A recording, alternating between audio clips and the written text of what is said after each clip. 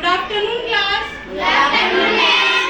तो मैं आपकी विज्ञान की टीचर हूँ। मैं आपको आज अपना टॉपिक शुरू करने से पहले कुछ क्वेश्चन पूछूंगी, ठीक है?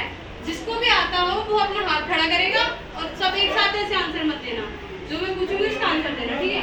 तो ये बताओ कि हमें ऊर्जा कैसे प्राप्त होती है, कि हमारे शरीर को ऊर्जा कैसे प्राप्त होती है? बताओ, आप बताओ। खाने से प्राप्त होती है। वेरी गुड, बैठ जाओ। तो हमारे शरीर को ऊर्जा खाने से प्राप्त होती है। हम खाने में क्या क्या चीजें खाते हैं? आप बताओ। दाल चावल, वेरी गुड। खाने में दाल चावल सब्जी रोटी जो भी चीजें खाते हैं। अब ये जो दाल चावल है ये हमें कहाँ से किससे प्राप्त होता है? खड़े हो जाओ। पेड़ पौधों से प्राप्त होता है। गुड, बैठ जाओ। दाल चावल जो भी सब्जियां हैं वो सब हमें पेड़ पौधों से प्राप्त होती है, ठीक है? पेड़ पौधों के भागों के नाम बताओ।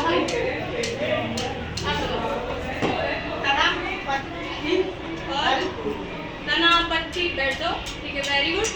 तना, पत्ती, फल, फूल, जड़, ये सब क्या है? पेड़ पौधों के भाग हैं। अब फूल के बारे में आप क्या जानते हो? फूल की संरचना के बारे में, उसके बारे में कुछ जानता है? तो आज का हमारा टॉपिक है फूल, यानी कि पुष्प की संरचना,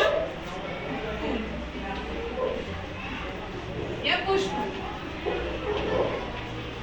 तो आज हम पुष्प के बारे में पढ़ेंगे, ठीक है?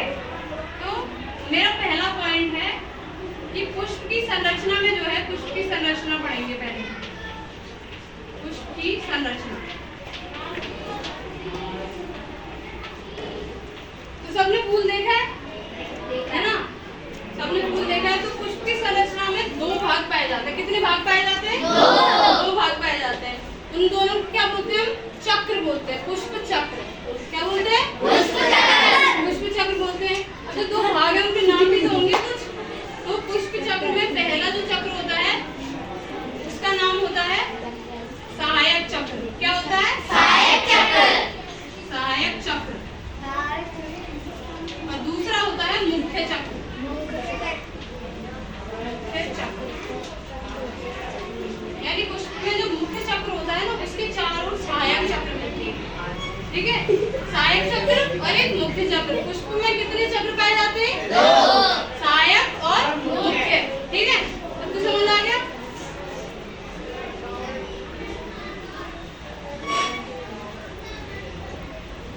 तो ये बताओ कि पुष्प की संरचना में कितने चक्र पाए जाते हैं? दो।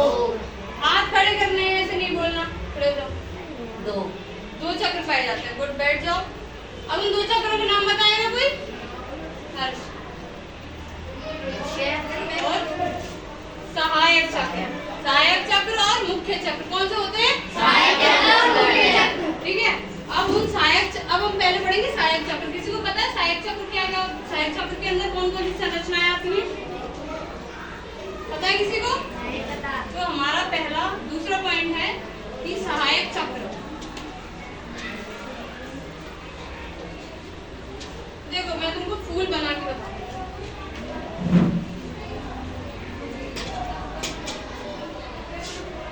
देखो, ये फूल का डंठल होता है, तो देखा होगा तुमने। इसके ऊपर ऐसे करके ये ग्रीन ग्रीन भाग देखा है ना? और फिर उसके बाद ऐसे ये इसकी पंखुड़ियां निकली होती है। ये तो सबको पता ही होगा, ठीक है? मैं दिखाऊं तुमको। देखो एक फूल, जैसे देखो ये जो है, इसमें ये हरा वाला भाग दिख रहा है, तो ये रहा हरा वाला, और इसकी पंखुड़ियां ये रही, ठीक है? हरा भाग। तो इसका जो हरा भाग है, ये हरा भाग क्या कहलाता है? किसी को पता है? इसको बोलते हैं बाह्य दल पुंज। क्या बोलते हैं? बाह्य दल पुंज। बाह्य दल पुंज। हरा वाला जो भाग है इसको हम बोलते हैं बाह्य दल पुंज। ये क्या होता है? ये ना जैसे तना होगा, जैसे यहाँ से तना है, तो ये तने से जुड़ा होता है इसको, ठीक है? जोड़ के रखता है। और इसका जो ये जो लाल वाला पार्ट है, जिसको हम पंखुड़ियां बोल रहे थे, है ना? तो इसको हम क्या बोलते हैं? दल पुंज। क्या बोलते हैं? दल पुंज। दल पुंज। इसका कार्य तो होता है, ये तो इसका कार्य होता है कि ये तने से जुड़ा रहेगा, ठीक है? दल पुंजों का क्या कार्य होता है कि ये ना फूल को दिखने में सुंदर बनाते हैं।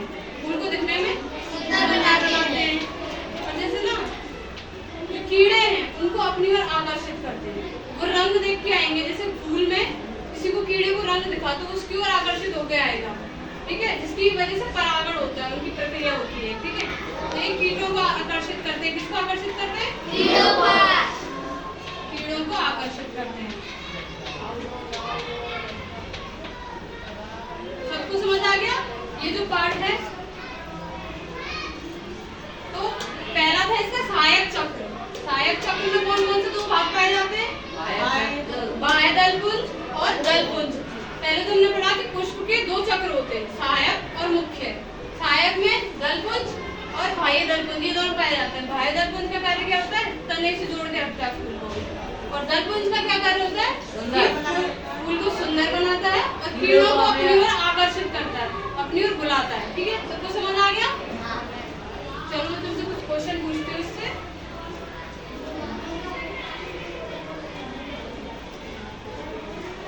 तो ये बताओ कि सहायक चक्र में कितनी संरचनाएं पाई जाती है?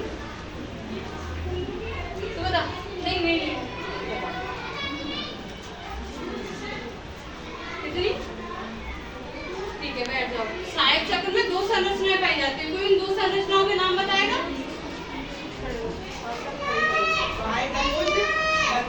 वेरी गुड, बैठ जाओ। बाह्य दलपुंज और दलपुंज। मेरे बात रिपीट करो। सहायक चक्र में कौन कौन सी संरचनाएं पाई जाती है? दलपुंज। अब ये बताओ कि जो बाह्य दलपुंज होता है, जो रंगीन कलर का था, रेड कलर का या फिर कोई भी और कलर का, उसका काम क्या होता है?